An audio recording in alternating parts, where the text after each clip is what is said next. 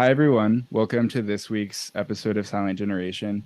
This is a very special episode because it's our first sequel episode. We're going to be doing Seapunk 2. And also, I'm talking to one of my childhood heroes, or I guess adolescent heroes. We're joined today by Shan, who did a Seapunk project under the name Zombelle. Splash. Yeah. Yeah. Thanks So for having Zombelle's me. joining us from Costa Rica. Really fun. So how are you doing today? I'm doing great. I'm really happy to Yeah. be here.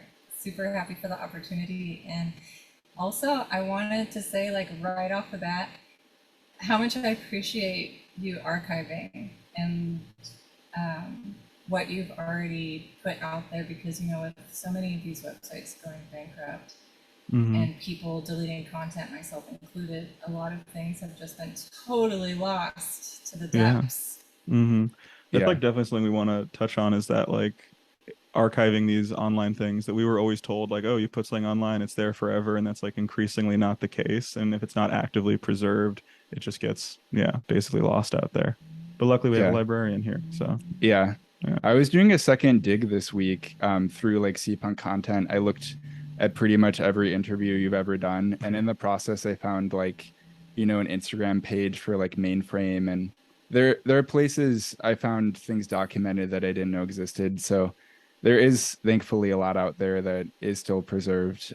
But yeah, I think it would be fun before you sort of start out by talking and asking a few questions to Zombelle of just how you ended up agreeing to do this. I'm still surprised that I'm getting this opportunity because I know that for you and other C punks, you did eventually stop being C punk, but you just re-released your album Tropical on SoundCloud, and then I had posted a comment underneath your post announcing it that was "Oh, I used to be C punk in high school, and I was on the diving team."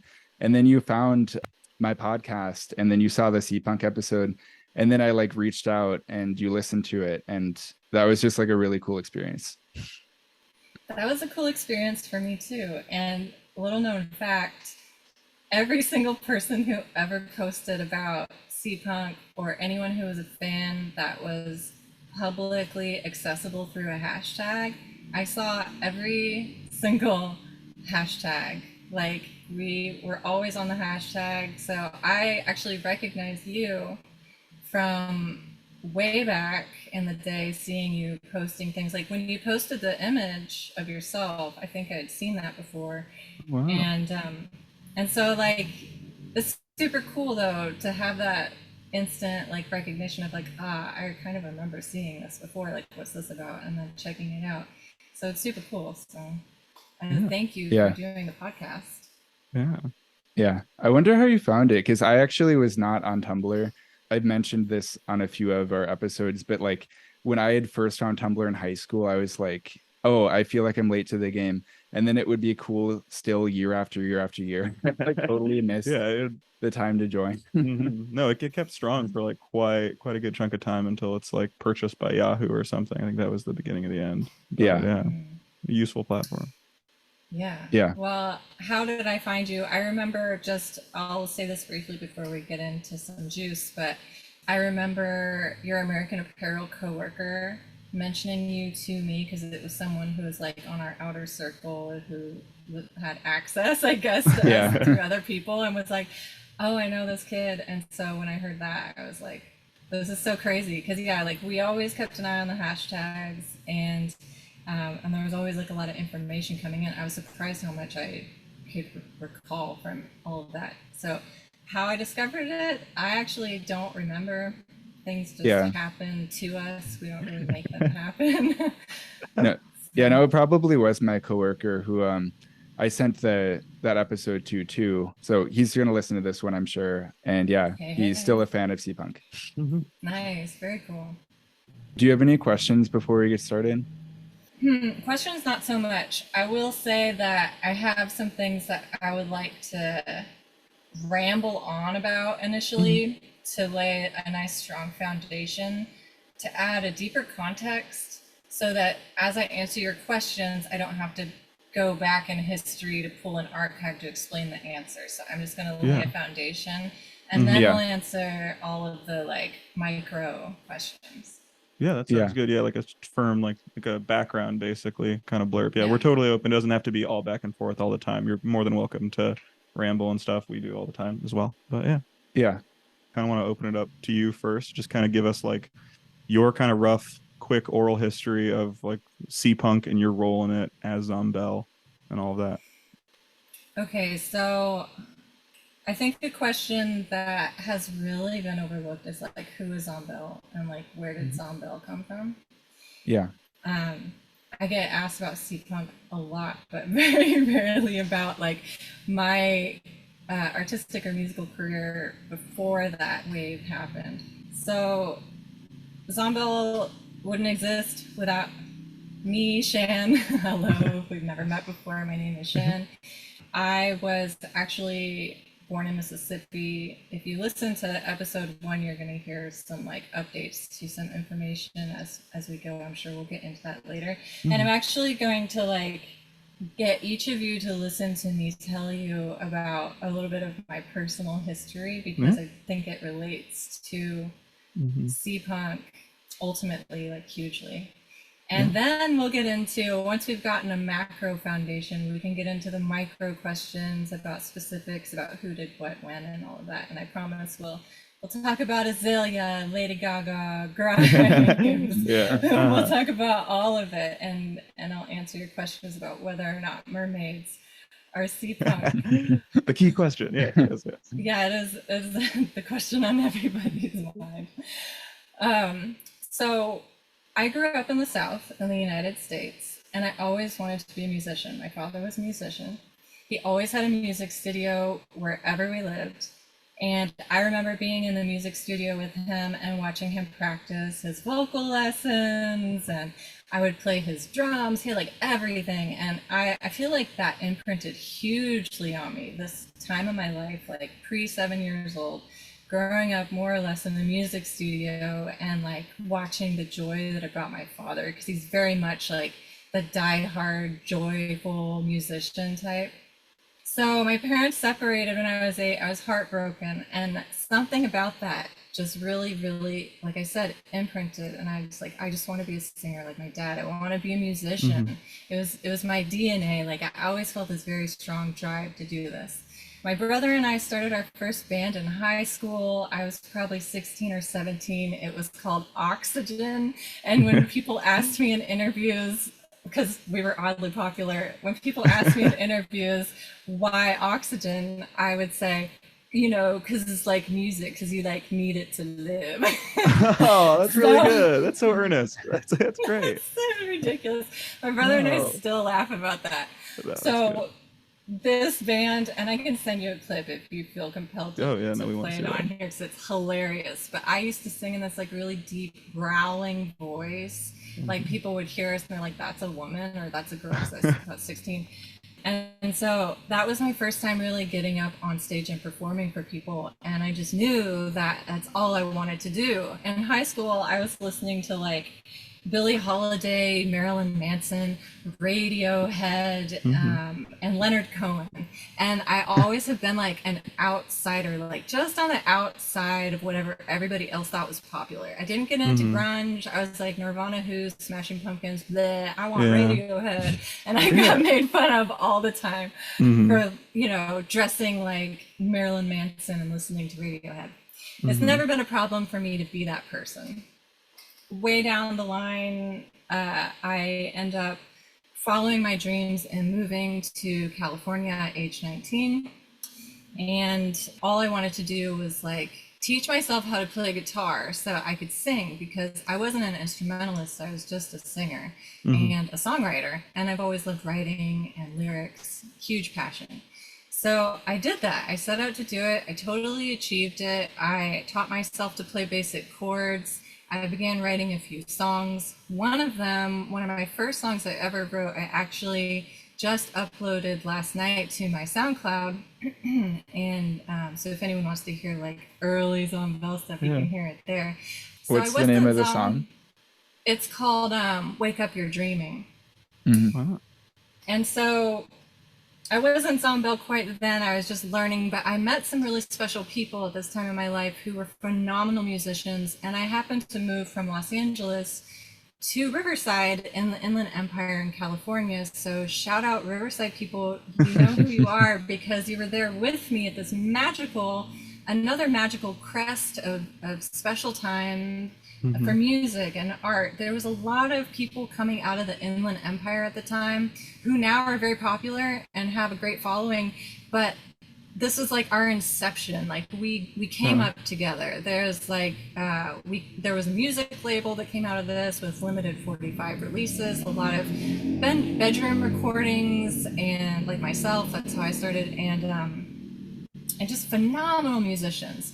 So I ended up living with my now husband, and he was in a band called The Sesh. If you know anything about San Diego music, The Sesh was my now husband at then boyfriend's band, and I lived with him and Andrew, the drummer, also songwriters, and they taught me so much about music, like real music. I felt like, oh my God, like this is where I want to get my juice. Like this is where I want to get it from. So Andrew taught me how to record. He taught me how to play drums. He taught me a lot about sound. He was super into the Beach Boys and production, and we would just like get super high and we would listen to music and like listen to it, you know, like not just let's put on music and chat. Like we would put on albums and we'd just be like, oh man, do you hear that sound? Like we would obsess over the sounds. Yeah. So it was at this time that Zombelle was created. Zombelle was originally a band. It was a three-piece. Oh. I played guitar and I sang, and my friend Emily, who was dating also another member of the Sesh, she played bass. She knew how to play bass. And then Jeremy, my then boyfriend who played in the Sesh, he played drums. And we had this amazing house where so many different musicians would transiently come through or live, and we threw parties, and it was one of those places where like, you know, everybody came through there. And I played my first show with those guys. We played like our 3 songs, and I wanted to like pee my pants. I was so nervous. and then, you know, from there, that band disbanded eventually, and we all kind of went our separate ways. I ended up continuing to be involved in the music scene in that area. The Sesh kind of like migrated back to San Diego, and I remained in the Inland Empire, which is more of a northern, well, it's Southern California, but San Diego, but northern Mexico, vibes. so it's very low. and so then I helped with the Silencio Recordings label. I was playing at times, I was playing drums in a band called the Sea Beasts. My father, who I like hugely admired, even though I had no relationship with him growing up, after my parents separated, we ended up reconnecting. He bought me my first computer, and my next boyfriend installed the Acid recording program on my computer, so I was able to record, and he really pushed me super hard. And like, so, he was such an inspiring person to so many people. He brought in so many artists who became really huge. He had that eye and ear for talent. He was really good at it. And he would always push me like, keep writing, don't stop, keep practicing. Here's how you record on a computer. Here's how you use this Acid program. And that's how I began recording my first album, which was technically a demo at the time that I gave to people at shows, and it was called the Gurgle Beast demos, or Dead Notes demos, which is a reference to my terrible guitar playing, because there's so many like so then I was like 5 nights a week playing shows, either drumming, either DJing, or performing by myself on stage, which terrified me, and I had horrible performance anxiety, but I pushed through it anyway because I knew that this is what I wanted to do. If you've ever been on a stage by yourself, holding an instrument, and everyone is staring at you, and you are expected to open up and make a noise, it is kind of terrifying when you first start doing that. So at this time, I was working in record stores almost constantly, living in California. I ended up I was working at Mad Platter in Riverside. Then I moved back to Los Angeles. I began working at Amoeba Music Hollywood, which is the largest independent music store in the United States. And it was in Hollywood, so there's always, you know, famous people coming through, and all the employees were like musicians or artists in their own right, or like film buffs who ran cinemas, and it was just like a really beautiful time. So I was working at Amoeba. I was still playing shows, and it was at this time, roughly around like 2007 or 2008, that I finally took a lot of those original demos that I had recorded and had been playing live for like many years, and I released it on a cassette label called Living Tapes. And all of their releases were limited to 100 cassettes. And the owner of the label, Jason, he worked at Amoeba with me, and he had released so many amazing artists. When he asked me if I wanted to release Gurgle Beast on his label, I was like, I feel so cool that you would even ask me, because it was like, this is a label that is highly respected by like witch house heads, but it's not a witch house label. It's very bedroom recordings, experimental, weird, dark, vibey stuff that is like right on the outside again of that. It's like edging on witch house, but it doesn't quite drop in. So I got to release that. It sold out in 5 days. I was like, whoa. So that is out there. Some people have that, and I also have a lot of those tracks uploaded to my SoundCloud if you want to hear those there also. It's pretty clear which ones those are. And then from there, I ended up having to leave Amoeba.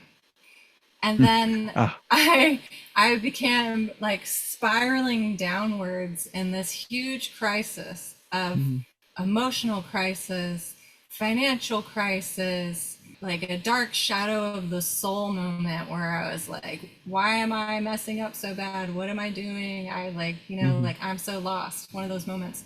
Didn't know how I was going to pay my rent. I was just like, I had an apartment walking distance from work. I was like, I don't think I can keep this place. Like, what's going to happen? My father and I had maintained some semblance of a relationship, and it was at this time that he had a heart attack, and his wife was like, your father had a heart attack. He's in the hospital. We're going to fly you out to see him. And I hadn't seen him since I was 8. So I was like, cool. Like, I guess I'm just going to leave everything in my apartment that I have because I can't take it on an airplane. And what am I going to do with it? I lost everything that I couldn't fit into a suitcase. I left everyone that I had spent the past over a decade getting to know, loving, and learning from, the scene that I was heavily a part of, the venues, my ego of a performer, you know, like, what am I going to do? Take it to Wisconsin? So I'm like, okay, I'm going to go see what's up with my dad. And if he survives this, I'm going to have to get my stuff together. So I go to Wisconsin and I see my father. My brother comes as well. I eventually am like, I don't know what I'm going to do. My brother invited me to come stay with him in Topeka, Kansas, which is where we grew up. We lived in Mississippi until I was around like 7 or 8. Then we moved to Kansas, and I lived there until about 19, then moved to California. So this is where my Kansas roots come from. I spent my teen years all throughout in Topeka, Kansas. So I'm staying with my brother. I have nothing. I have like... I have a little Korg that I was recording on, and I'm like, well, I'm gonna do what I know. I'm just gonna go to music. I didn't even have a computer. My brother like let me use his laptop, which I ultimately killed. It's from so many files and overuse. I was going through such a spiraling crisis. I went full into internet, fully. I was like, I think it was because of Living Tapes that I then was like algorithmically easily inserted into the witch house scene and began meeting people, independent artists from that scene and other people, and making friends. And I started collabing with a lot of people online. So this is when you were in Wisconsin still, or no, this is when you were in Topeka. Topeka, Kansas. Topeka, yeah. So I was like living in a spare bedroom in my brother's house. It was very luxurious, but I like didn't leave. I was just working all the time. I was recording music. I was writing songs, I was meeting people, I was creating these like community building online events. Like I started a rave cave. The rave cave I mentioned in interviews before, you probably read about it. It was a tiny chat video room. And I hosted what I knew to be the first international live music and DJ event on video chat. A couple years later, people started doing it, but it was everywhere. There was like Yeah. a kid in Mexico City projecting the screen of the chat onto his cafe, and it was like people were taking it into the real world from the internet. Wow. They were inviting people over because I had DJs and all these people, and it was like an exciting event. You could be at home and invite your friends and all hang out and be a part of this thing. So I started to build this kind of like network through the witch house community. I was also modeling for a clothing brand called Nevermind. I remember And those I old was- pics. Yeah. So for a couple of years, I was at least a year and a half, I was doing that. They made our tour t-shirt that we can talk about too, because I have questions about that tour. And so it was at this time let's see, my tribe at this time in that group was Teams, Shan, who's actually Eve's tumor, Ian from Slowhead, Mascara, Merkaba, Albert, Ultra Demon, and Travis Egedy, Picture Plane, and those were like my buddies, and so we did a lot of stuff together, and we were all hive minding really hard. And I feel like, with the exception of Travis, I won't lump him into this, but Travis Egedy, I would say everybody else was kind of like a person who was suffering, a person who was in some type of crisis, who was an artist and was really struggling, and somehow we all found a way to come together and start creating things. Yeah, I via was the sending internet. via the internet. So I was sending vocals to people left and right for different tracks. I did like a bunch of collaborations. I did a track for Phantasma Discs for a Twin Peaks compilation, which was really special. I'm a huge Twin Peaks fan, so that was really special. And I was like driving cross country back and forth too, because I had like zero money. I was putting everything into my creative space. I just knew it was that time. Like I felt the drive to create. So we did that. I drove to LA to like do a job I had committed to and come back. I was driving back and forth to visit Travis and Colorado to hang out at Glob and Rhinoceropolis, because there was shows there happening all the time, and Travis and I were friends. And then I got to know Albert, and he invited me to a My Life with a Thrill Kill Cult concert that he had organized with some friends. And I met him there for the first time. We both had blonde hair. And then we started hanging out. The first time we hung out, he like dumped a bag out and it was full of makeup. And I was like, what is going on? And then he fell asleep, and I was like, well, I'm gonna go home now. And it was like an hour-long drive. I'm like, you just like fell asleep? I just got here, bro. That was like the first time we hung out one-on-one. And but we were still like part of the same groups and seeing the same stuff. That is eventually how the culmination of Seapunk happened, because we really started like getting into this space together, and we had a lot of similar friends, and so we're seeing the same things all the time. Basically, Julian was a friend of his, Little Internet, and we both followed him on Twitter. So when he posted Seapunk Barnacles, where the studs used to be, Albert saw that and was like, oh snaps, like this perfectly puts a label on something that we're all experiencing. And we were just having fun. Like me and Shan from Teams, we were just having fun. Like we were like dressing up and having parties online and like doing all this stuff and just having like the best time. So for us, it was like, how fun, we're gonna like put a label on it and just really take it to like the umpteenth level. And so it was at that time, through those connections, that I also had a connection in Los Angeles with Robert DeSaro, who was a label head. And I was like, dude, release this album. It's going to be so great. And he's like, yeah, let's do it. And I was like, we'll do a tour. And he's like, yes, let's do it. So I wanted to bring Slowhead. I wanted to bring Teams. I wanted to bring all these people from the internet together. And I wanted to force them out of their computers into real life and see what happened, because it was a fun, exciting time. Albert didn't go. We visited. That's the picture you saw that I posted recently. And so Ultra Demon didn't go on that tour, but but we did visit and then kind of like jump off from Kansas City at that point. Funnily enough, the tour didn't work out very well with Desaro. It ended in absolute chaos and mayhem because of Desaro and not because of us, because we were all doing great. But however, that's not fair. There was a lot of like weird stuff. When you take a bunch of people out of their bedrooms, and I was going to say, internet, that's kind of a recipe for disaster. Yeah. all of the anxiety, all of the tension, especially when you're like weeks together, it starts to come out in different ways. I ended up kind of getting pooped on that whole tour. Like I drove my car, I organized the whole tour, I did everything. All of our tour money was stolen. We were like struggling. But my knight in shining armor was Shan. And so I ended up hanging out with Shan in Venice. He was staying at this house in Venice with this other label head guy who was like going to release his music. Like Venice Beach? Yeah, in California. And so he and I started really like formulating together a lot of the fashion aspects of Seapunk. And nobody credits him with it. But those old pictures of me and Shan where he's like holding up the Seapunk HQ sign and I've got a Clear Vibes Only sign. Yeah, I've always wondered about those pics. I mean, was there a Seapunk HQ? Yeah. Seapunk HQ was his place where he was staying at the time because we were creating it right then and there.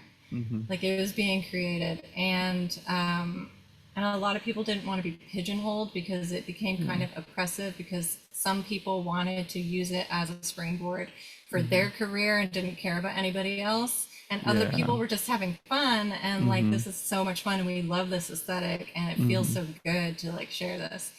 So anyways, that was at that point where Seapunk became a thing.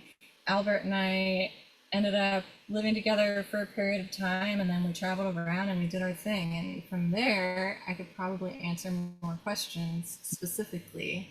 Yeah. So it sounds like you were coming from a real, like, in real life music scene in Riverside, this like kind of like ever flowing group of artists, and then personal tragedy, you have to go and disconnect from that. You then hop online, kind of reconstitute an online kind of musical scene out of all these disparate people, and then you try and export that into the real world by way of this tour with mixed results. But that is what brings you to the start of this, right? Yeah, correct. Yeah, it's sort of like you were in this transitional period in a way, because there used to be more localized music scenes. I mean, there's musicians alive today who will argue that, like, you know, their local music scene is as vibrant as what existed in the 90s or 80s. But I'm of the opinion that like it's kind of died down. You don't get like musical genres popping out of cities. It's more national and global. But yeah, you had this community that then could be translated online, and feeding off of each other seemed to be really effective. Yeah, it was a fun time. Here, I'll show you. If you're not on video, you're not going to see this, but for you guys. Oh, wow. Whoa. You're talking about archiving. There actually are like a few IRL artifacts that still exist, and this is one of them. It says Coral Records up top, but there's teams. Yeah, Shan is holding up a button of, I think it's the Splash 0001 EP, right? Yeah. That's right. Yeah, there are some like rare Seapunk artifacts out there. I mean, I have one mainframe shirt. I really wish I had more. Yeah, I've got mine. Yeah. Oh yeah. Mainframe sticker.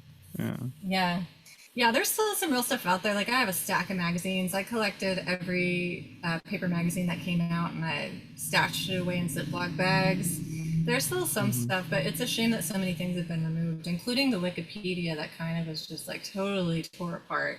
I got written out of the Wikipedia completely, and I think the only people credited are like Julian and Ultra Demon, and they mentioned Picture Plane for coining the term witch house. And then there's a really terrible picture of these like random girls with like bad style that somebody put up there just as a joke to be like, yeah, who cares about this? They're not going to put the beautiful picture. They're going to put like a thing that no, the picture looks like it might be maybe from like a Comic-Con or something. Totally. They're not Seapunk at all. That's what I too. Yeah. But yeah, I don't think it's accurate at all. I mean, it's not for Wikipedia not to credit you more, because like you were so instrumental in like the Seapunk sound, but also the aesthetic.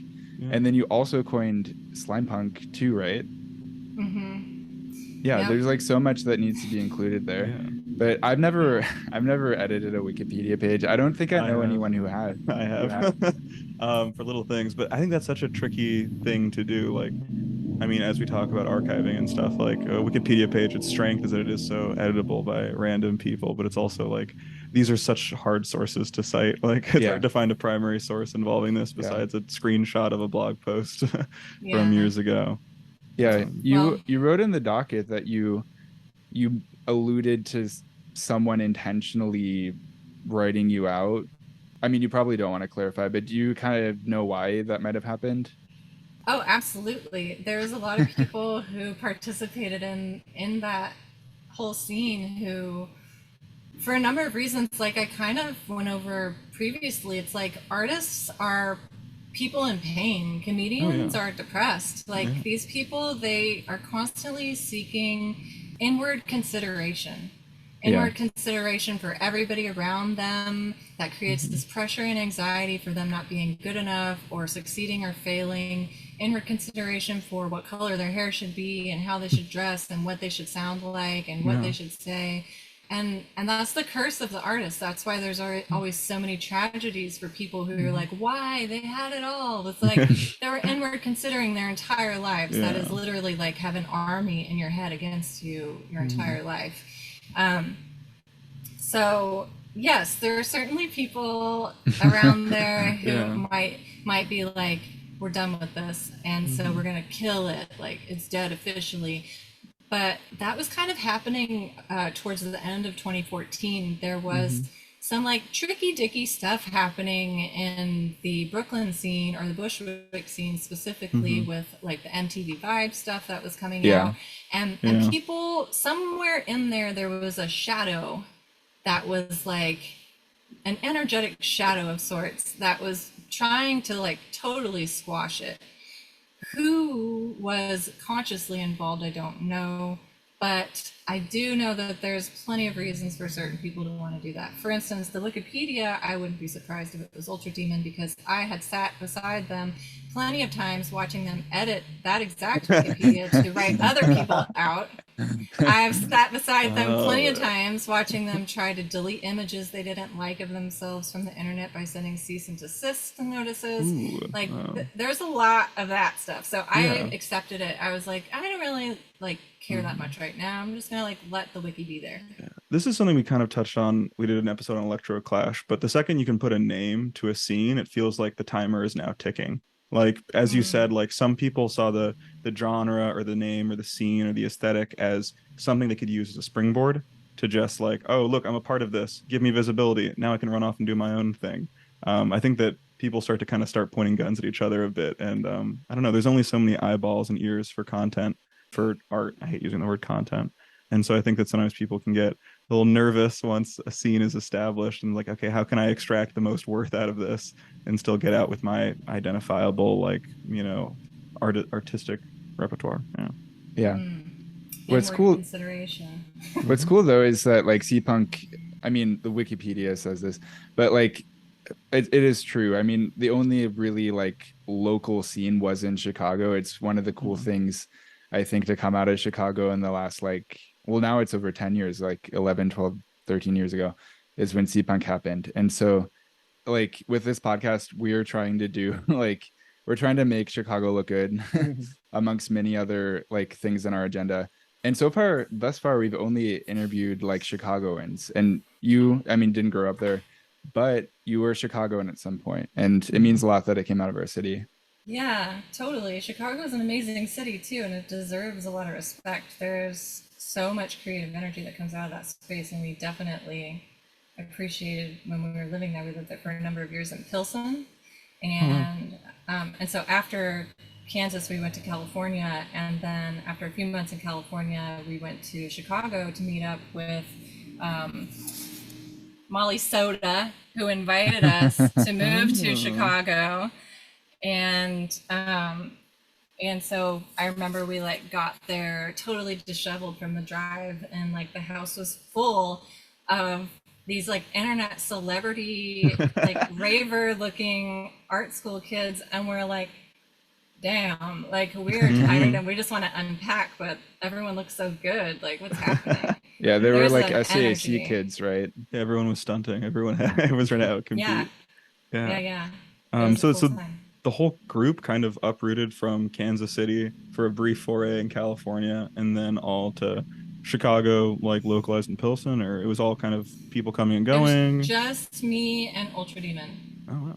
Yeah. Hmm. Yep. So everybody else fell off, and it very quickly became just me and Ultra Hmm. Demon. When we got back from tour, it was a mess. Like Shark Tank, like Red Ocean vibes, Yeah. and and and we were like, we're gonna just do this. So we just did it, and Hmm. started doing interviews, and really just started like putting it out there, and then from there, we're like, I'll use some of my Los Angeles connections. We'll go to LA, we'll play some shows and see how that feels. And we just were feeling it there. So when Molly was like, just come to Chicago, we're like, okay, cool. So we did. And I knew Molly from playing New York. I think it was like one of her parties that she threw or something.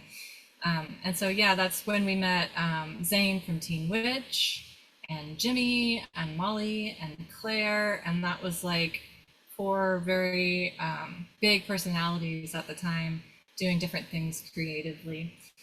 But we never, Ultra Demon and I never really like fit in with other people. It was always, no matter where we were and what we were doing, me and Ultra Demon giggling about inside jokes that nobody was going to understand, A scene and of two everybody people. else. Yeah, Yeah. it was a scene and a sea of two people. Everybody was always trying to like, I don't know what they're doing, but we're like, we're just doing our own thing, you know? Hmm. Yeah. I mean, I think that's one of the features of mass indie, which is a term that I like to use that to describe like the period between like 2010 to 2015 and beyond of just internet aesthetic people. It's this term that was coined by K-Hole in their report, where they also coined normcore as a reaction to mass indie. But yeah, with people who I describe as being mass indie, it's like they have individual aesthetics, and like when they're individually on their own, you can't really infer like what they're trying to go for. But then when they're in a group, it's like, The differences become more yeah, apparent. yeah, you start to see that they're celebrating the differences. But yeah, I mean, even for just two people in a room like that to match, it like that's the way to match actually. If everyone's trying to Yeah. be different and there's two of you that like synchronize, like then you stand out. Mm-hmm. Yeah. So Yeah. yeah, and then the whole thing that started all this was the re-release of Tropicult. Was Tropicult recorded during this period in So Chicago? no, actually, Tropical was recorded before the tour when I was still Oh. living in Topeka, Kansas. So I met Merkaba at the time when I was living at my brother's house in Topeka, Kansas. We started sending tracks back and forth. So we did Shan Pumpkin Pumpkin, which is a cover of Shan's Bumpin' Bumpin'. And we used to like go into Shan's live video streams because she'd be like, "Who's up? Who wants to chat?" And 100 people show up, Whoa. you know. Great shot. So we would be there, and we're like, "What's up, Cray?" And we ended up kind of like having a repertoire with her. And one day I was like, I want to do a cover of one of her songs. Like, let's do Bumpin' Bumpin', but we'll make it Witch House, because that was Witch House. We all, on our end, we all were finding entertainment and everything that was happening, even though we were highly enriched parts of what was happening and took ourselves somewhat seriously. We also, like any other group, we found our ways of celebrating it through jokes. So we're like, we're gonna do this, so spoof reworking. And so that's how we began our producer and performer career. So it was files being sent back and forth. When we did Tropical, we did it differently. We did it in person. And Merkaba had an arrangement with me, which was like, if we're going to do this, you're going to be with me to produce this whole album. I'm not going to be over here doing everything by myself. So I ended up picking them up from Los Angeles, driving them back to Topeka to stay at my brother's house with me, where we continued to smoke weed like caterpillars in Alice in Wonderland, and recorded. But that creation was actually recorded in Los Angeles at Merkaba's apartment, and that was actually fully improv on acid in a closet. I was like, I'm ready, let's go. And just like went into the closet and recorded all the vocal takes. And that was our first song. So that's the song you guys likely heard at the beginning of this interview. And so Do you and we did Merkaba still Tropical. talk? Oh yeah. We've been talking a lot lately. Oh, Yeah. wow. So you re-released Tropical in collaboration with them again. Yeah. Yep. And it was actually their idea. So it was really kismety with your podcast coming out and this resurgence of interest in the aesthetic.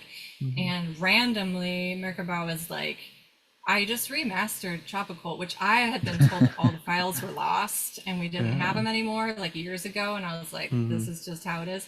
And they sent me the files and I was like, this sounds great. And they were like, I would love to hear your input, anything you want to like do differently. And so I made the cover art, we released it, it's on Spotify, Yeah, it's that's on where I was listening to it SoundCloud, today. it's on YouTube. Yeah. So I really like the song you sped up. Which one was that Beach again? Blanket. That's Beach Yeah. Blanket. Nice. Yeah, it sounds really good sped up. I think I was about to ask like what spurred this whole kind of like re-releasing of all this, but it just sounds like it kind of came out of nowhere. Like, I don't know, things can be very kismety and just, Yeah. Things, I fully believe that, okay, so these days I haven't been making music, but I am an energy healer, not surprisingly to those who know me, and actually specifically a sound therapist. So in the time that like everything ended, I've been going through like educational processes and getting certifications. So I'm certified energy medicine yoga, certified biofield tuning, and I'm a modern esoteric healing educator. So as just to preface that, I don't think that things happen, even though I coach people on how to manifest, because that's the person I am. I'm like the great manifester, clearly. So I coach people how to manifest, but there's a huge misconception about manifestation. And I truly do not believe that we make things happen.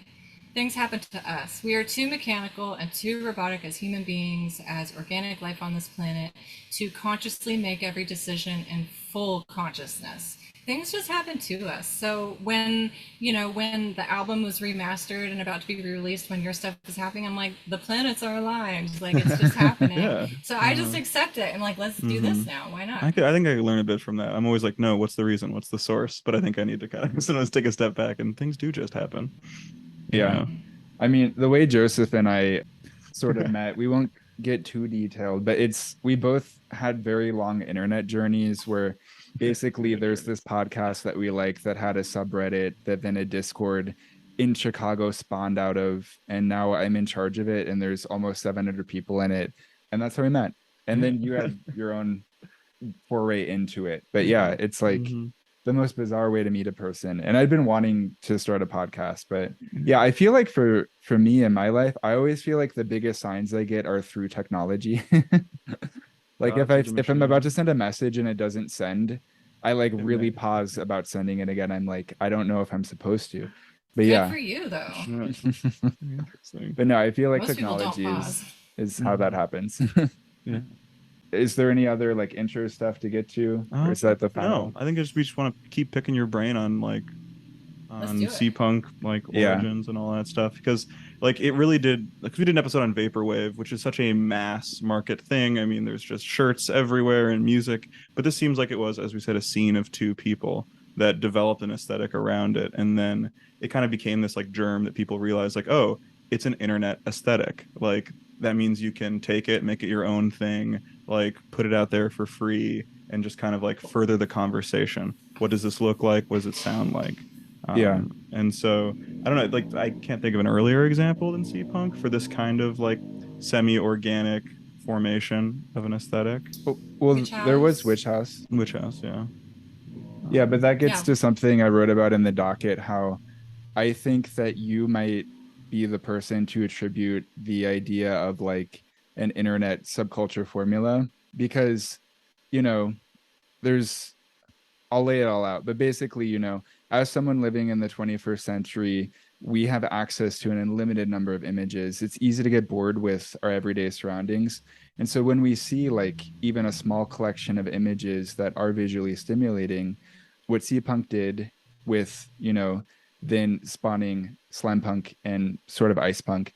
Ice punk was really never quite a thing. But those two things where it's like the Seapunk formula where like you can translate imagery into music and fashion and culture, that has been like unlimitedly invaluable. Like, I feel like so much of the art and music that has come out of, Gen Z and us as cuspies in between Gen Z and As millennials, millennials, it's yeah. like the amount of art and music that has been spawned just from like you figuring out that idea of like you can translate images into music. And even if, say, like someone wants to make the argument that Witch House did it first, that was still the same idea of like imagery can inspire sounds. And it's been so powerful. Yeah. Um, Hugely. yeah. And so we can kind of hop into this other part that I like here, which is in our effort to be archivists of this, we just want to know like where did we miss the mark? And we want to get like kind of the true answers on some on some Seapunk stuff. And so first up, we want to talk about mermaids. What is set the record straight on mermaids? Okay, so here's the thing about mermaids. Oh boy. So the reason that mermaids are not seapunk is because even though the seapunk aesthetic is very oceanic, Mhm. it's ultimately a subliminal slip into a neo cyberpunk world, Yeah. which is what we were Yeah. creating.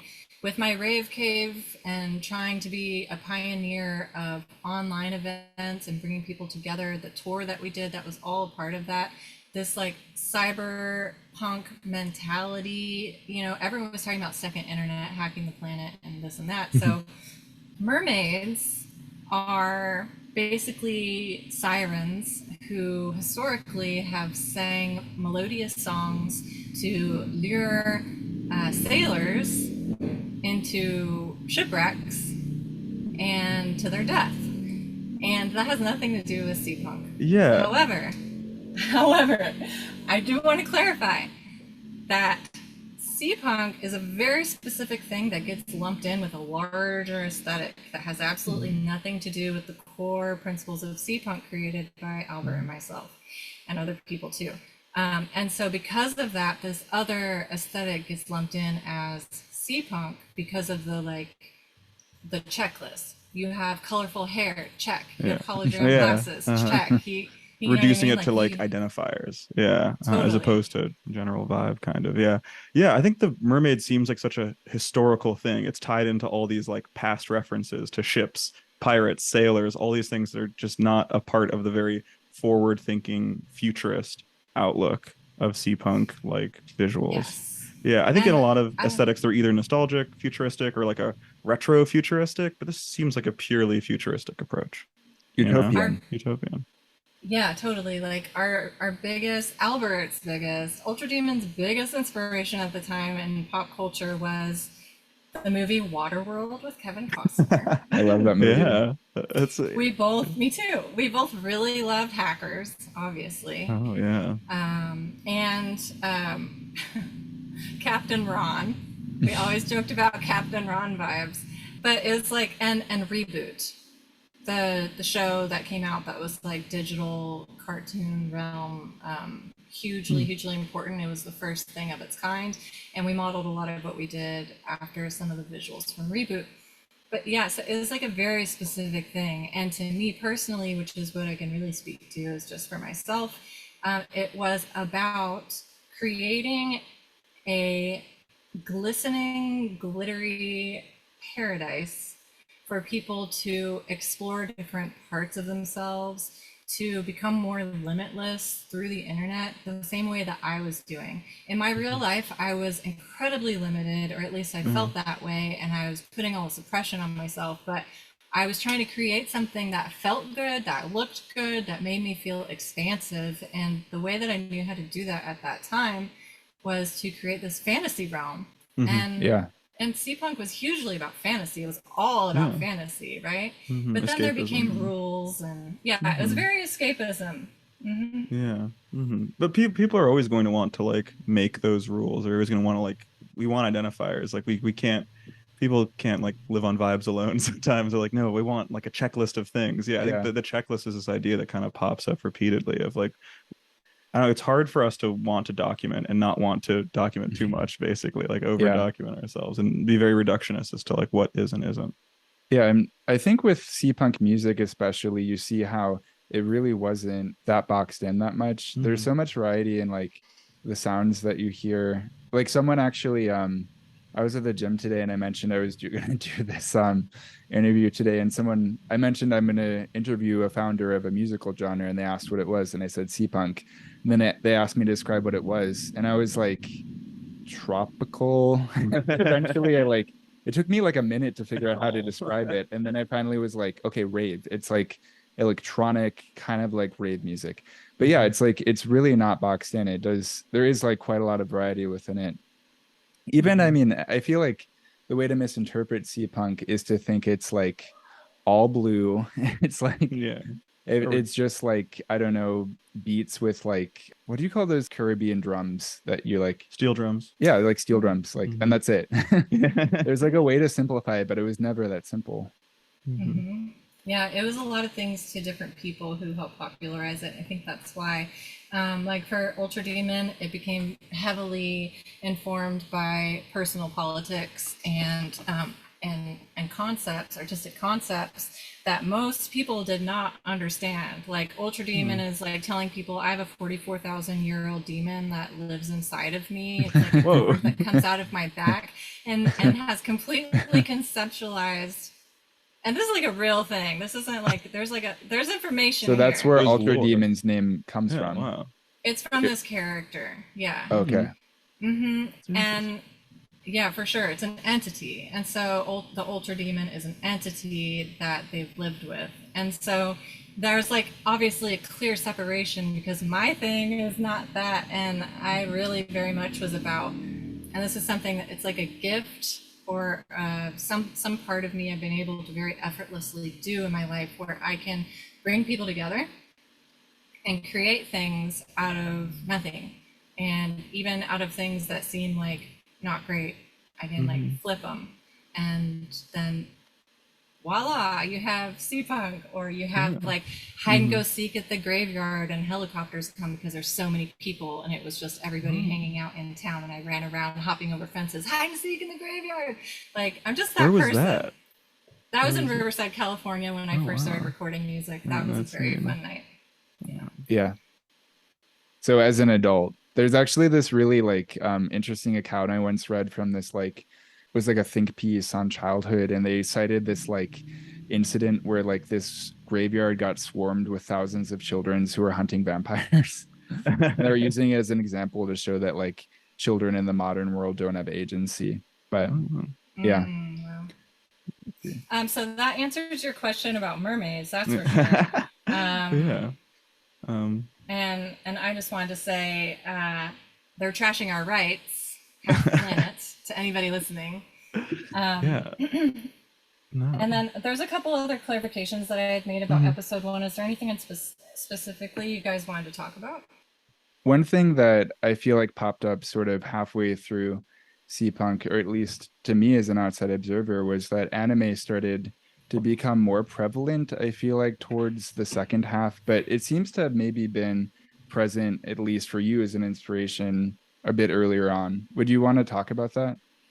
Yeah, it wasn't really me so much as Ultra Demon, who's like more into some of the anime stuff. My anime knowledge goes as far as like Studio Ghibli and Sailor Moon and Dragon Ball Z.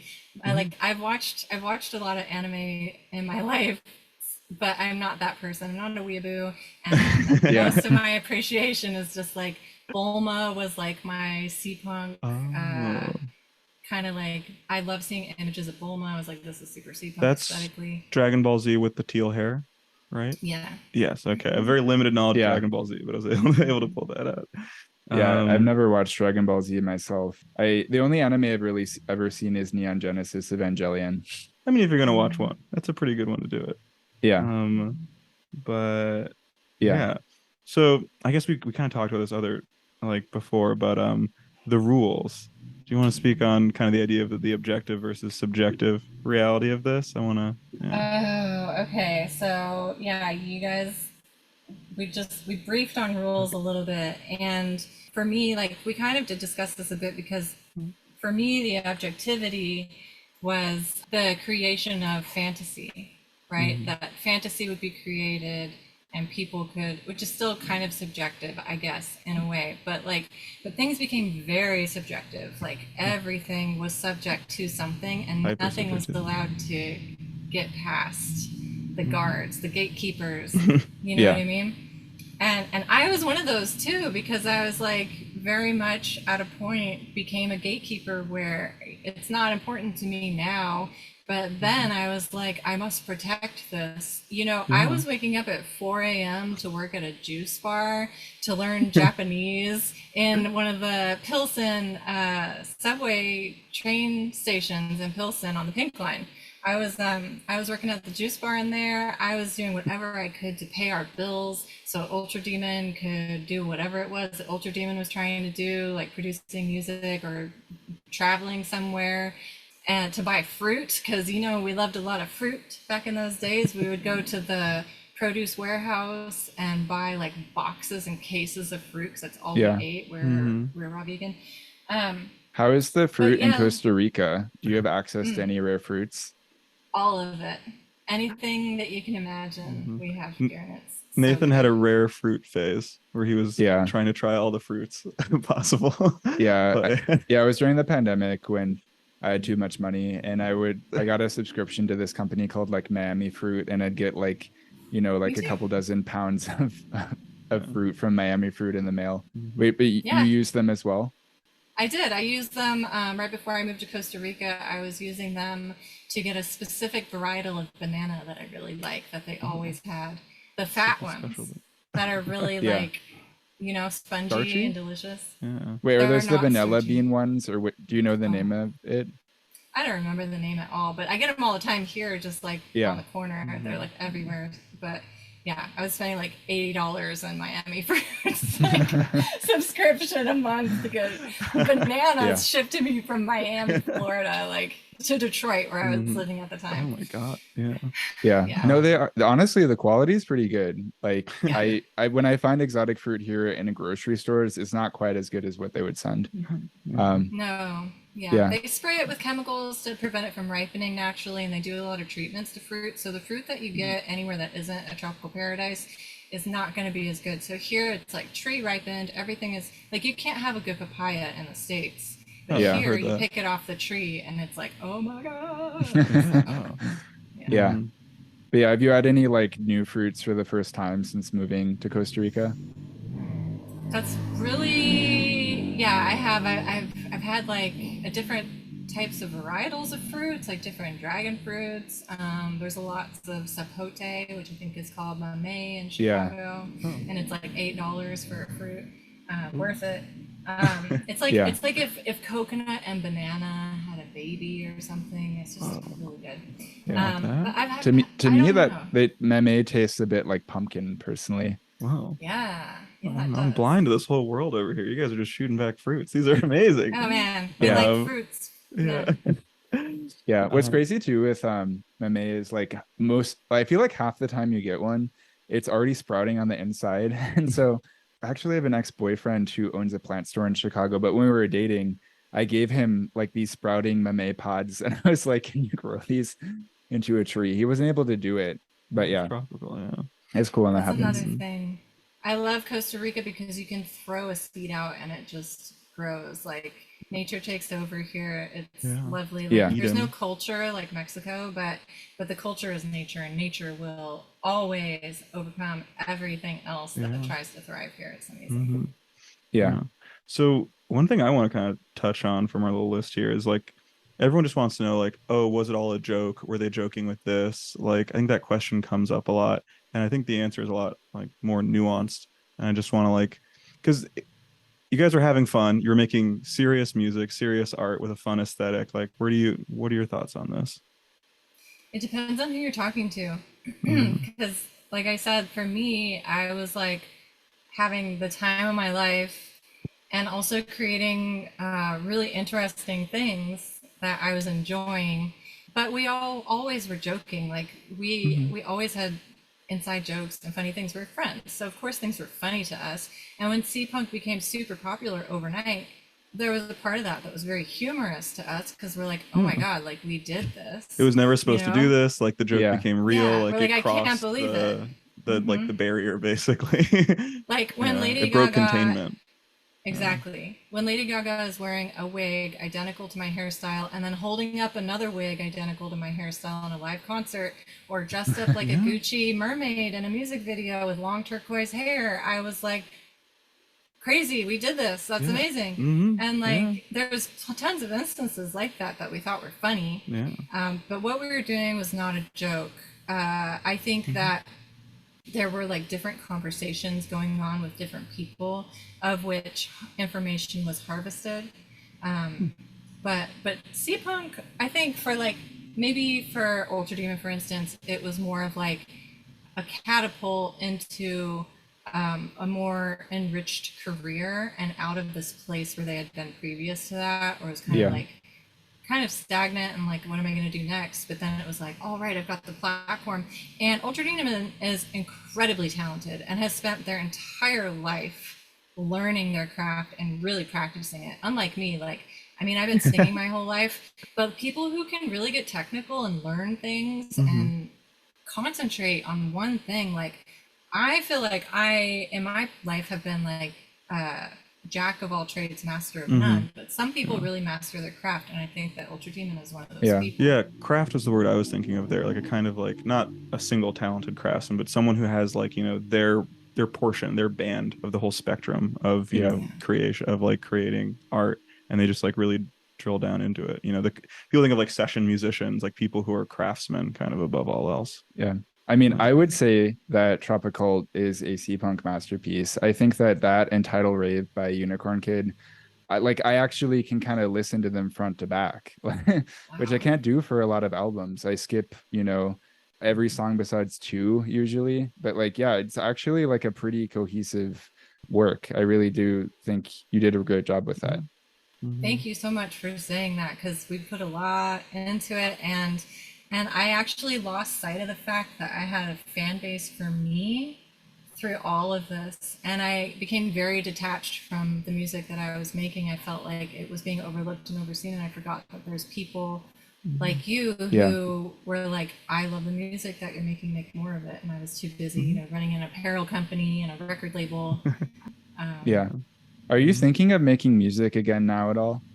Yeah, I am. I actually went through my hard drive and I pulled a bunch of old songs and old sounds, and I was going through them this week. And I definitely have ideas about what that is going to be, but I do not think it's going to be anything like the work I've done with Merkaba for Tropical. It will likely revert back to me producing my own songs and playing everything myself like I always have done in the past. That feels better. And it's more experimental, lo-fi. Yeah. Do you envision it being more like acoustic or electronic? It's hard to say at this point, but I tend to be somebody who doesn't want to have to learn new things when it comes to music. And if you could see my files when I'm recording, there will be like 85 vocal tracks, and they're each EQ'd in a very specific way and sampled and sequenced in specific ways. And then it's like random noises that I've made and just put them together, and maybe a guitar. Because that's easy for me. I don't want to have limitations where it's like, oh, I have to learn how to play this to make this song. Yeah. You already have the tools that you like. You just want to like, apply them in different ways basically and work within that. Yeah. All right. I think we can kind of go into like what you could call the end of Seapunk. I know, the future. Or the future, but and then into the rebirth as well. Yeah. Yeah. I mean, I feel like Seapunk didn't go out with a bang. I feel like it was this very slow like release. But you can speak to that more. So this is probably roughly around 2014 when all of this started happening. Things were getting really rocky between Ultra Demon and myself. There was a lot of problems within our relationship that weren't finding resolve, and a lot of confusion and kind of chaos, and I think also some resentment happening. So things were going pretty well for them. They went on a Japanese tour, and the label was doing well, and my apparel company, Mainframe, was doing really well. If you know about Coral Records Internazionale, that I was the co-founder of that record label as well. If you have a CDR from us, then likely I cut your cover art out and packed it myself. But so basically, what I'm trying to say is things got a little bit rocky in personal life. We're really focusing on business at that point.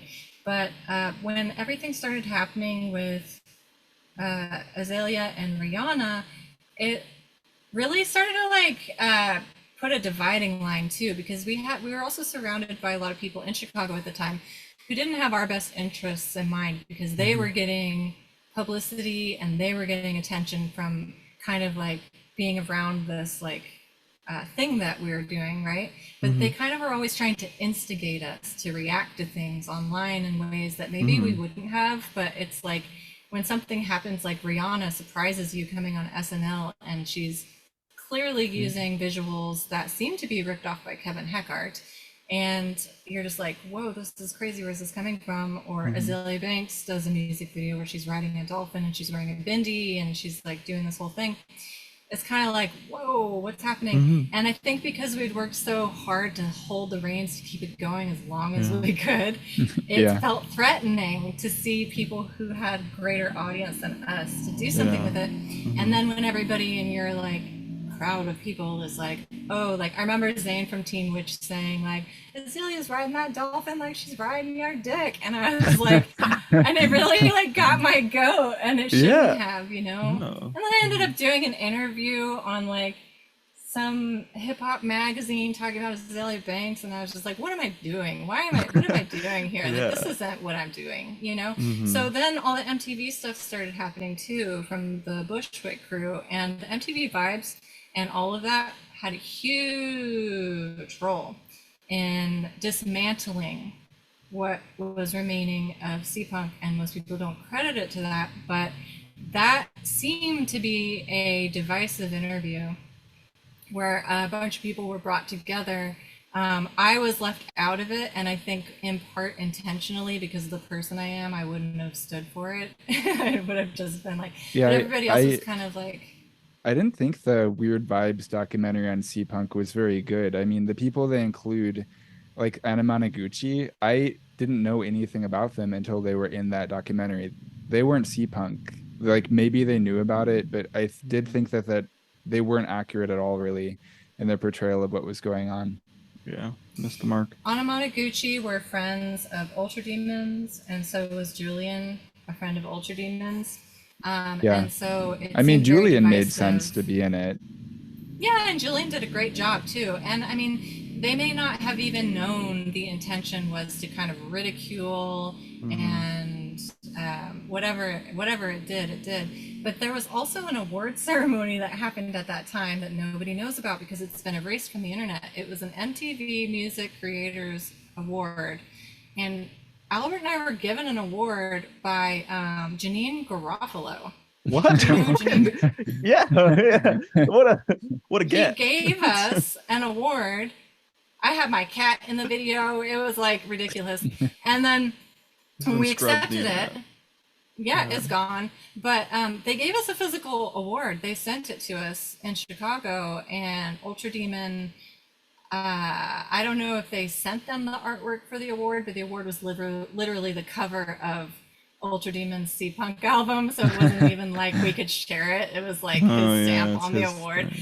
But I mean, amazing. Like we got that at the same time Vibes happened. There's also a documentary on Red Bull that is on everybody's Apple, whatever the TV, Apple TV. It's called like Don't Call It Tumblr Wave, right? Yeah, it's called Don't Call It Tumblr Wave, and there's a whole thing about Seapunk. They come into our Chicago apartment. It was like when we first moved in, and there's all kinds of stuff in there. But basically, like the energy was just leaving the room. Everybody was moving on. The people who were holding on tightly to it. So it was time for it to dissipate into something else. Yeah. It was like reaching its like final life stage. Basically, it like blossomed into this thing you couldn't control out there. Like artists were doing things with it. And then it's interesting that the people around you did want you to like, hey, this is your thing, go be enforcers on it. And you guys were of mixed minds on that. I don't know. And then it just kind of, you know, like any good cultural moment, it reaches a moment where everyone kind of like looks at each other and says, oh, what are we doing? Like, what are we doing here? What's next? Yeah. I mean, you and Ultra Demon were sort of the last big people from my perspective to exit the game. I mean, the way I presented my Seapunk slide deck and the Seapunk episode 12, it's like you two plus Ultra Demon and Leaf were the biggest players. I know you didn't really get why I put Leaf so much in there. I think it was just because Leaf had music videos, and I mean there were people more instrumental to what was actually going on in Seapunk, like Merkaba, but like just as like a consumer of music, when someone's faceless, it's harder to like feel like they're as big, because it's like, who is this? To me, it's just like those were the four big players, and like, yeah, Unicorn Kid and Leaf exited way earlier than the two of you. Yeah.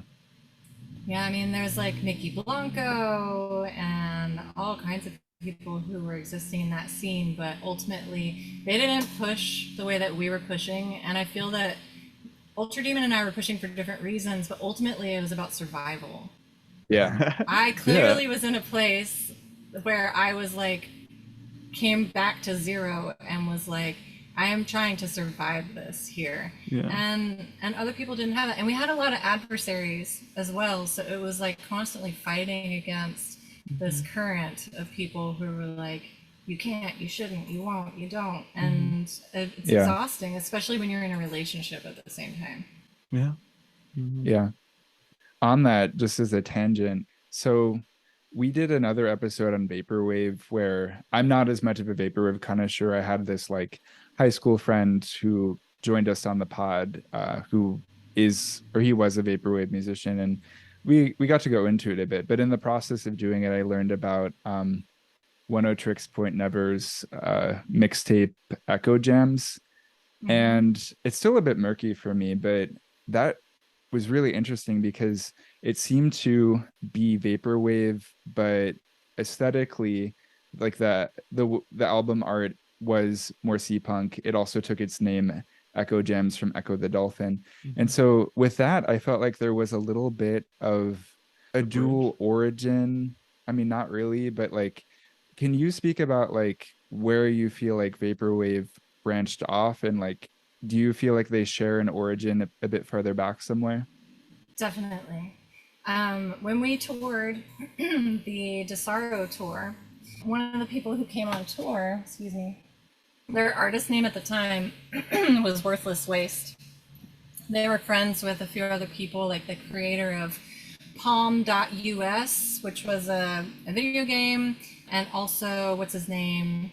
Like Andy something. He was on American Idol. He's famous for going on American Idol on mushrooms and having a whole thing. There's like viral videos of this guy, but he also created something called Scanner Jammer, and he was in the circle, and I met him through the Witch House scene.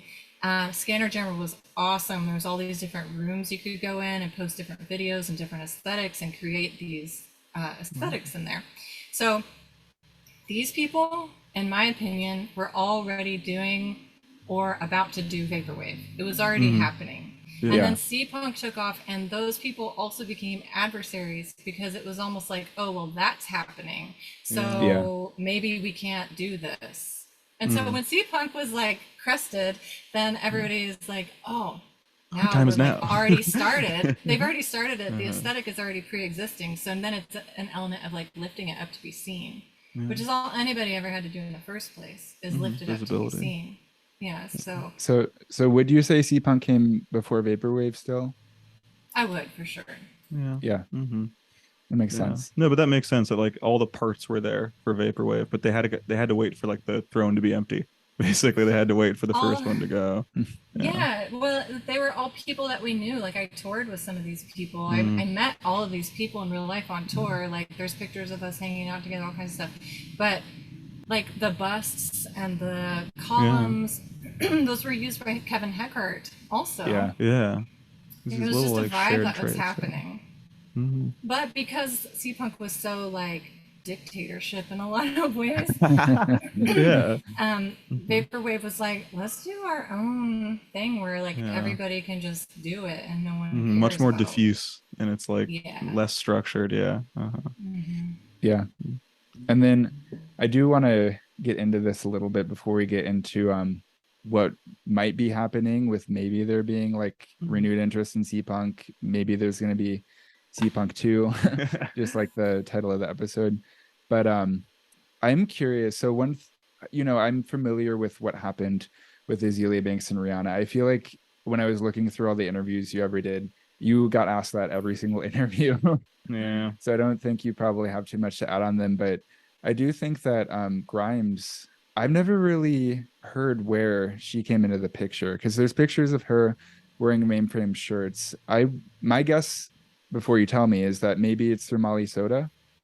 No, but that's interesting because so Grimes was friends with Travis Agate at Picture Plane. Yeah. And Travis and I were buddies, and we were hanging out, a lot at that time.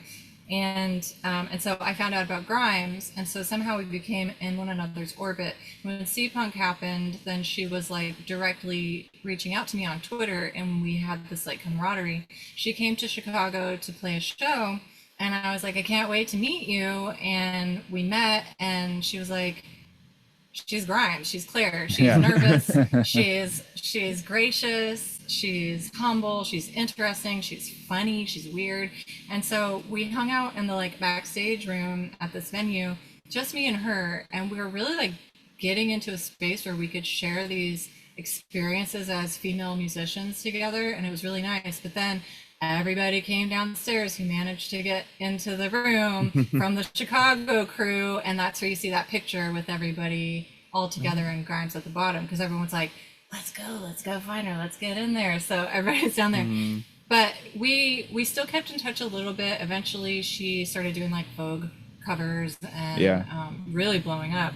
But because of that meeting, she met Claire and Molly Soda, who she had backup dance for her in her festival performance in Chicago.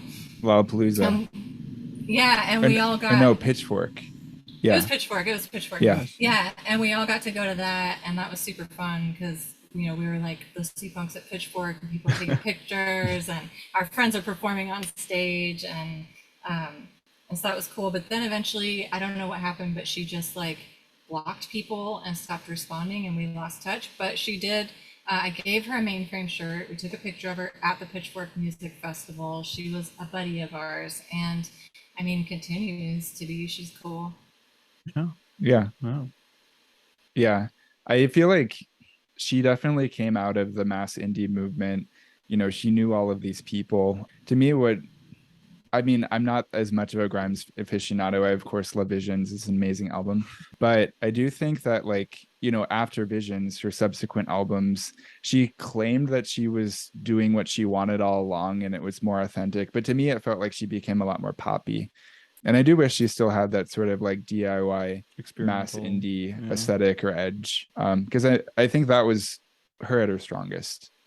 A lot of people felt that way. Like she did that song with Shan too, that "Don't Smoke My Blunt" song, and I think like Grimes produced it or something, and she's got like a phone and she's like singing. They're all together singing. That was cute, and that's another like crossover Shan and Grimes, and like we all kind of had like a thing together. But yeah, I don't know like what kind of magic that woman worked in this world, but she has just the wildest life. Seriously. No. And so interesting that she was in the same environment and then just, I don't know, the way that she even had beef with Azealia Banks too. When she everyone has beef. That's not a small list. It was like, I was like, how's this? This is so weird. I feel bad for you, girl. You don't want Azealia coming for you. Exactly. Yeah, there's even a podcast in Chicago, Thought Topics. We're starting to learn about the other... Wait, Thoughts and Prayers? Or no, there's another one, Thought Topics. We're starting to learn about the other Chicago podcasts. And there's this one where it's these two gay guys that like screaming a lot. But they even... One of them even has beef with Azealia Banks. And I'm like... It's literally...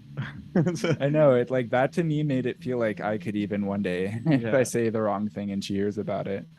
But yeah, now would be a fun time to get into like whether or not there could be a potential Seapunk resurgence. So you mentioned how you just released Tropical, re-released it. We did Seapunk, our 12th episode, like maybe 2 months ago, 3 months. But there are other things that are sort of going on. Like there's recently there's another YouTube video essay. It's like 30 minutes that just came out. There's also this like video you sent me from PrayFoco21, a self-described Seapunk clown. And in the video, she has her arms full of like Seapunk EPs from like Coral Records, and she describes them as being a miracle weight loss drug. That was I was watching that and I was like, I think I'm missing something here. Like I don't think I'm sharp enough to understand this cultural commentary. Yeah, I mean, Just funny. It's what's just funny. what's crazy is Pray Foco 21 does kind of look Seapunk. Yeah, she's pulling Yeah. it off. Yeah. Yeah.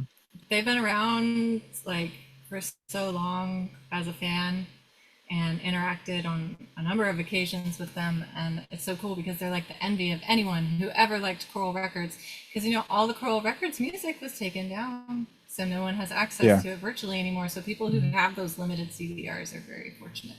It's available on Sure. archive.org, which is like an internet archive site. So I actually had downloaded Splash 0001 this week and was listening to it.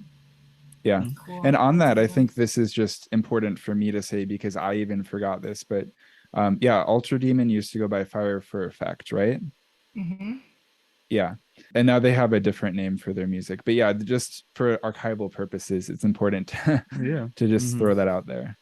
Yeah, also, I want to add a side note to some of the history of their music is like as Fire for Effect. Oh, and then they played in a band called Josephine Collective. If you know that band, they're like a rock, hardcore stylish band from Kansas, Josephine Collective, I believe. And also wrote songs for, co-produced, and toured with Shan, Cody Critchuley's group, Shan. So that's like a hugely Kansas group. Like they're all from Kansas City, and they continue to work with Kansas Cityans on all their video productions, like from way back. And yeah, Albert actually wrote Earthquake, which is my favorite Shun song.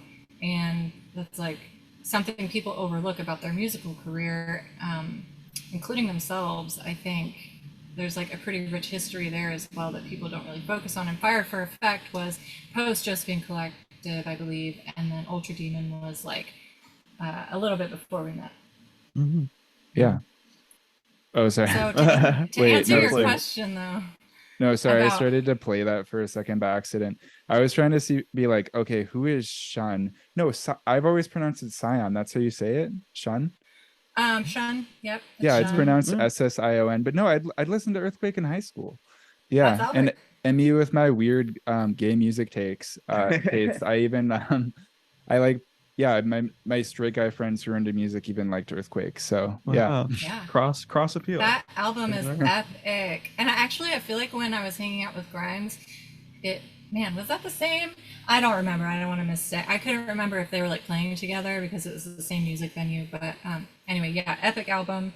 And at the time of all of this inception of Seapunk, I definitely was listening to that Shun album and that Picture Plane album that has Black Nails on it. I was like heavy rotation.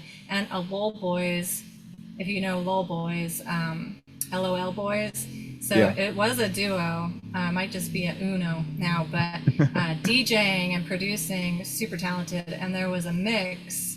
Oh, I wish I could remember the name of the mix, but that was like all I could listen to, that mix, that Lil Boys mix. That was like a huge inspiration at the time.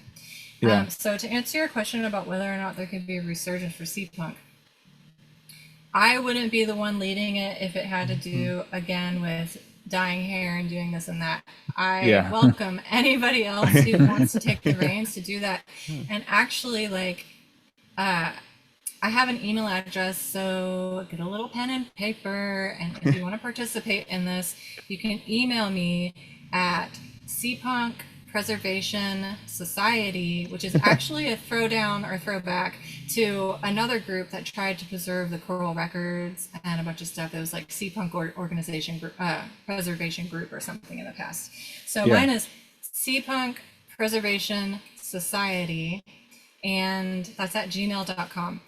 Anybody who has stories, archival information, if you were a Seapunk musician at any point in time and you want to share your music with me, please send it to me. I welcome any and all emails. It's my email address. I'll be personally going through all of it myself. If you have stories about Zombelle tour or anything like that. I'm in the process currently of working with a co-author potentially for a book, further archiving a lot of this Wow. information. Whoa. Just about like the same things that made you really want to archive. And I would love to also have you bring your knowledge in as well, because you've worked so hard at preserving. Like, I want to really talk about like the social aspects, the historical aspects. I want to talk about artists. I want to talk about female artists specifically, as well as my personal experience. And so I'm currently getting as much info to jog my memory for the writing process, as well as to collect these things that have been lost. And I know that you have them on your hard drives or your old computer. Like, just email them to me. Was there anything in my slide deck that you feel like was preserved through that presentation? Oh yeah. All of it was like, I've deleted so much, and I saw pictures from my Instagram and I'm like, whoa, that's so old. Like, I totally forgot about that, because I deleted a ton of that stuff. Like, when I moved to Detroit, I was I'm going back to my goth roots. I was as a 17-year-old screenshotting your Instagram, even though I didn't have an Instagram. I was like, it's crazy that I was like, I was so into the internet, but also barely participating in it. Like, the fact that I was, because I didn't have a smartphone until I was like literally 20. You were a computer. So, I was like, but I'm glad you were happy that I took random pictures of your Instagram. Yeah, totally. Yeah. But I was used to being a public figure at the time. Yeah. But I feel like if Seapunk does come back around, it's gonna happen on TikTok out of the blue, and it's just gonna come full force in like weeks, and like we're not gonna see it coming. It's just gonna emerge out of nowhere and just take us all by surprise. I do feel like, me predicting things. Okay, I do think that Seapunk had like a very DIY vibe to the aesthetic, because it was very much thrifted. That was like the way you got interesting clothing at the time period. Now there's so many like fast fashion brands and like online stores, and I feel like people will source like clothing that is made to look Seapunk, as opposed to finding clothing that happens to look Seapunk. I feel like that is how it would be a bit different.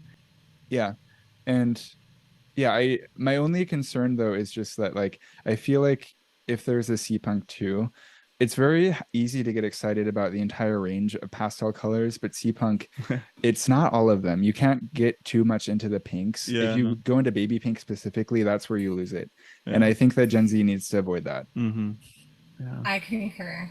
Mainframe, the clothing company that I started during Seapunk, it was pretty successful, and it created like the Seapunk clothing that people weren't able to buy in the store. Consequently, other larger corporations started contacting me about buying designs for like Urban Outfitters, right? Urban Outfitters wanted to buy like all of my Kevin Heckart designs to do like bedding and curtains. And then we said no to everybody. And then it was almost like months later, I went into these stores and everything was Seapunk, and they had mimics of the Kevin Heckart designs, like very, very clear mimics. And then I learned when I went back to LA, one of my coworkers from Amoeba Music, his girlfriend was working for one of those trend magazines. And he was like, yeah, she just got back from a convention and you were in like the pamphlet and they were talking about your aesthetic. There was pages about your aesthetic. There was runway shows where people were posting pictures of the inspo sheets that are taped up back where the models get dressed that had the inspo. There's pictures of me on it. There was a runway model dressed exactly like me, but like high end. Like I was like, I wish that this is how I was dressing, because I was wearing like thrifted clothes and like, whatever. But yeah, like, I mean, at this point now you can just go to the store and buy whatever, but that doesn't mean that you have to, like there's always going to be that separation from the people who want to create, like Lil Edie from Grey Gardens. Like, obviously that's a situational thing, but if you know who Lil Edie is, she would style her own beautiful, glamorous outfits from whatever she could find and wrap it around her and call it a day. So, it's very situational, but if you go to LA, like we would play in LA, and all of these very wealthy kids had like really sexy Seapunk clothes, and I was like, damn, I wish, because I'm like wearing a jean jacket. Are you serious? But that stuff is expensive. I mean, it's just a class thing ultimately. Like you can participate, but you're gonna represent from where you are. Like I feel like the most, I mean, it wasn't that Seapunk, but the most Seapunk like thing American Apparel came out with was this like holographic circle skirt. And it was like crazy expensive. It was like 120 for a skirt or something. It sure was. I looked at the price tags of these things that I wished I had, and I was like, I helped create this inspiration to do this design, and I can't even afford it. Like, I wish. Oh, man, I had a discount. Tags. Yeah, I had a discount latex skirt, similar, exact same design, but latex, powder blue latex. I bought it on eBay because it had like stains on it or something, and I was like, I can afford it. Like, I'm getting this. And that's why that American Apparel design probably came out if it was Seapunk inspired. It's the exact same skirt, but a different material and color. But yeah, interesting. Yeah, I will say that over the last few weeks preparing for this episode, I have, for the first time since high school, been like, if this got big again, I could see myself going Seapunk again. Which I have a job. I'm a librarian where there are plenty of librarians with blue hair. It's actually already a thing, so it would be fine if I did it. I don't know if I will, but yeah, I don't know. It would be, that was like the happiest, I think. No, I was overall happy in high school. I've overall had, things get hard sometimes, but like I'm overall a happy person. But just like the joy I had like discovering the Seapunk aesthetic and adopting it. Yeah, I do feel like it is like joy in a bottle for me. You want people to find that again. Yeah. It is a lot of fun. Sure. Yeah, beautiful aesthetic, and everything about it was fun. Yeah. Like the way it looked, the sound, everything. It spoke to people. So I think it's like, I have goosebumps thinking about it, inspiring someone in high school, like years later, and the fact that people want to talk about it still is amazing, because I think that there's a lot of value in there that access now. Yeah, I mean, every single aesthetic since Seapunk is attributed to the formula that it produced. I mean, health goth, normcore to a degree, Blockhead, which is this aesthetic that a podcast we love, Nymphet alumni coined. Yeah, there's even this like aesthetics wiki now, and then there's even this like tool online called the like internet subculture generator. That might not be, I might be messing up a bit, but I'll put that in the show notes. But yeah, just like every single movement since, it's like, people, there are so few like new genres in the world. The internet's been helpful in like helping people make new sounds, but like it has sort of impeded movements. But this has been like the way people are still trying to create like cohesive aesthetics and new musical genres, is like through this formula. And yeah, it's had a big impact. Definitely. So yeah, it's amazing. I hope that if it does find a resurgence, it can find a way to also get back to that place of like inner peace and like inner sanctuary. Stillness. Yeah, and really like giving people that platform so that they can like feel good, because it's all about just feeling good. Yeah. But yeah, do you have any final comments on Seapunk other than that? Otherwise, we can sort of wrap up. Sure, we can start wrapping up. That's fine. I mean, I can talk about all this stuff. I'm like, as you're talking to me, I'm like thinking of all these other things that it's like we're at the top of the hour. So yeah, listeners, listen to the rest of Tropical. You heard Bad Creation in the beginning.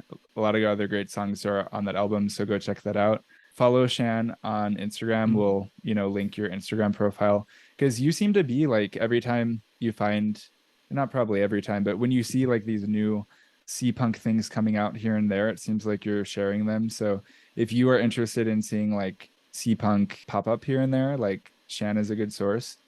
And yeah, thank you so much for joining us today, and thank you for helping us figure out how to do our remote interview. It took a while to set up, but thank you again. Thank you, guys. Thank you for having me on. Thank you. Okay, have a good one. Bye.